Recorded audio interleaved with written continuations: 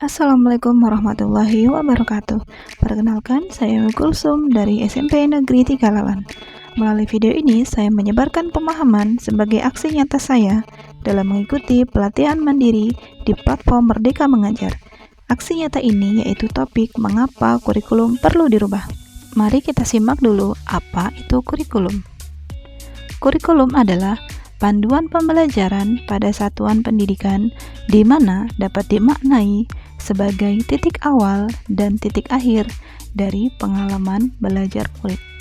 Kurikulum dapat diibaratkan sebagai jantung pendidikan. Sebagaimana halnya jantung pada diri manusia, ketika jantung bermasalah, maka hidup kita juga bermasalah. Begitu juga dengan kurikulum. Menurut Ralph Tyler, setidaknya ada 4 komponen kurikulum, yaitu 1. Tujuan, 2. Konten, 3. Metode atau cara, dan 4. Evaluasi. Lalu, apa sih fungsi dan peran dari kurikulum? Peran kurikulum sebagai acuan dan pedoman dalam pembelajaran. Sedangkan fungsi kurikulum dalam satuan pendidikan adalah untuk memandu proses belajar murid. Perubahan kurikulum di Indonesia dimulai dari tahun 1947. Saat itu, kurikulumnya ialah rencana pelajaran dirinci dalam pelajaran terurai. Kemudian, kurikulum terus berubah. Hingga sekarang ini, kita menggunakan kurikulum merdeka. Kurikulum merdeka adalah kurikulum dengan pembelajaran intrakurikuler yang beragam, di mana konten akan lebih optimal agar peserta didik memiliki cukup waktu untuk mendalami konsep dan menguatkan kompetensi.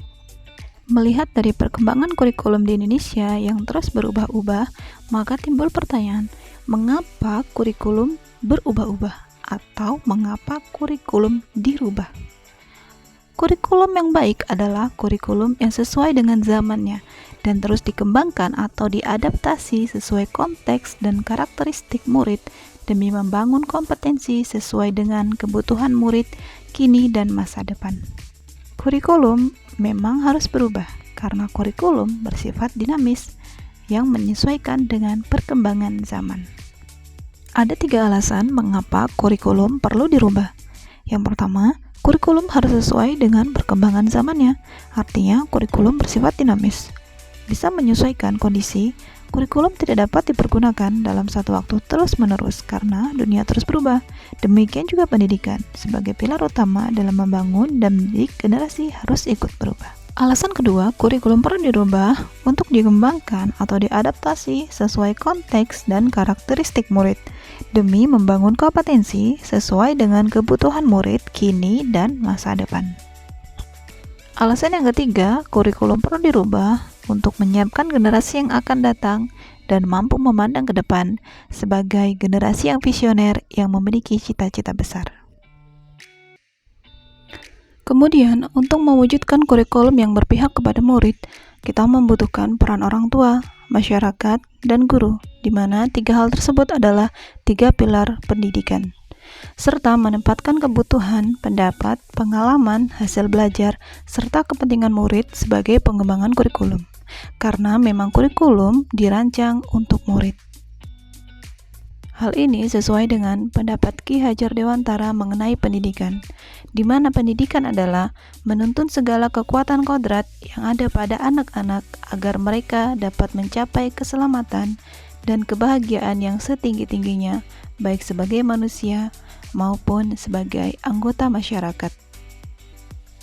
Kurikulum dalam satuan pendidikan perlu diadaptasi untuk menyesuaikan dengan konteks dan karakteristik murid yang berbeda-beda, disesuaikan dengan lingkungan tempat tinggal murid dan tuntutan zaman.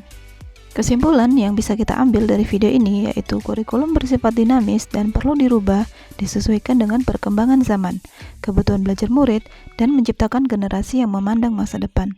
Selain itu, satuan pendidikan dapat melakukan adaptasi kurikulum untuk menyesuaikan dengan konteks dan karakteristik murid. Bapak Ibu guru hebat, mari menyambut kurikulum dengan berkolaborasi bersama demi mencetak generasi penerus bangsa yang cemerlang. Demikian video penyebaran pemahaman mengenai kurikulum mengapa perlu dirubah. Terima kasih, semoga bermanfaat. Jangan lupa untuk subscribe dan tinggalkan umpan balik. Terima kasih. Assalamualaikum warahmatullahi wabarakatuh.